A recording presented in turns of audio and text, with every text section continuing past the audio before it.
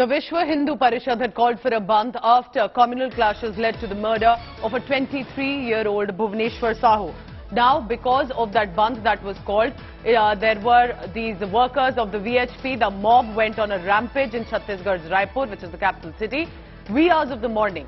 The vandalism that resulted in buses also that were attacked after calling for a bandh. The VHP workers and these mob vandalized buses on the streets of a Raipur village.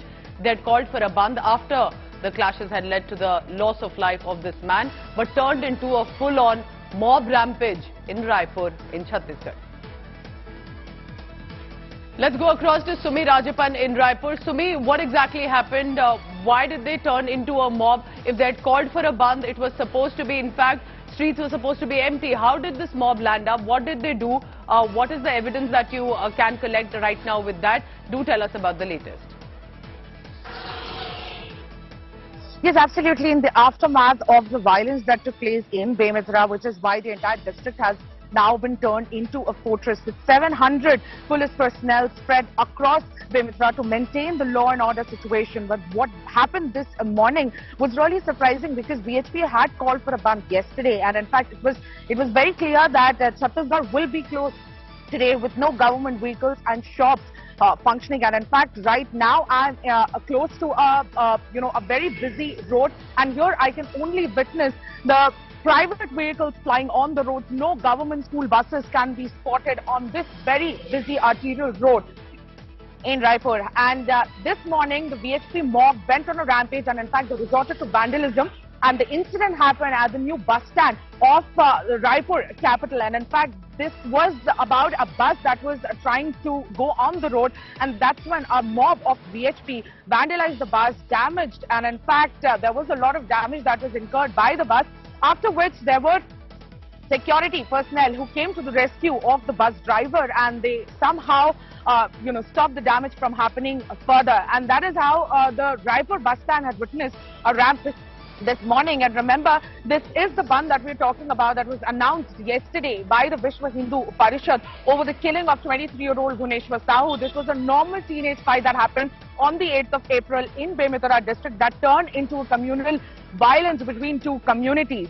The police has already arrested 11 people, and in fact one more will be arrested today, as the identification is constantly being done, and there is a proper inquiry. What is the situation like right now in Raipur? Because it is the capital city. Is there primarily the tension prevails, or is it in other areas also beyond Raipur?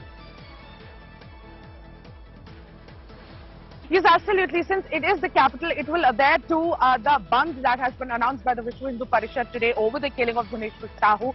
However, the other districts, normalcy prevails in other districts, such as in Bhilai as well, which is roughly about 30 kilometers away from Raipur. There's normalcy can be spotted there.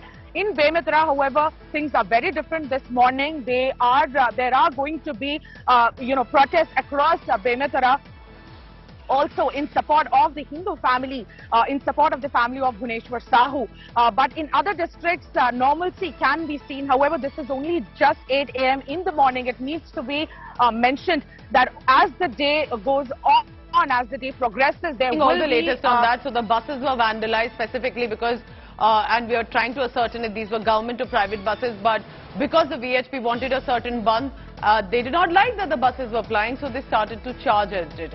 Here's a ground report sent by my colleague Sumi Rajapan from Raipur. Let's take a look at that.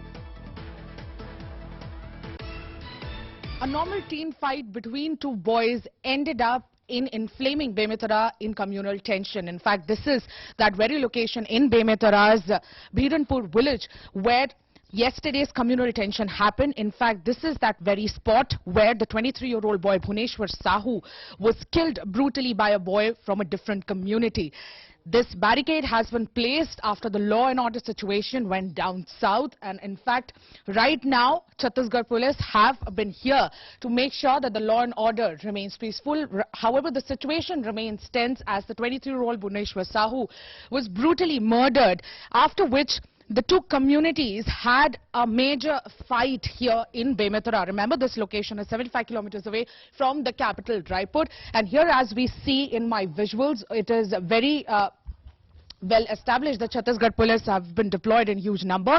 However, Bhuneshwar Sahu's residence is this particular house that remains engulfed in a lot of sorrow, and we tried speaking to the family. However, no member is comfortable speaking to us. Bhuneshwar Sahu and his family were in fact the victims, as we know, in this entire communal tension. The cremation of Bhuneshwar Sahu happened just a couple of hours before, and it was a normal teen fight that went to parents, and it was developed and shaped into communalism. But what really it looks like from the surface level, that it was a normal teen fight that took a communal color later and disturbed the entire state. This is Umi Rajappan for India Today with video journalist Raghavendra from Bemezra, Chhattisgarh.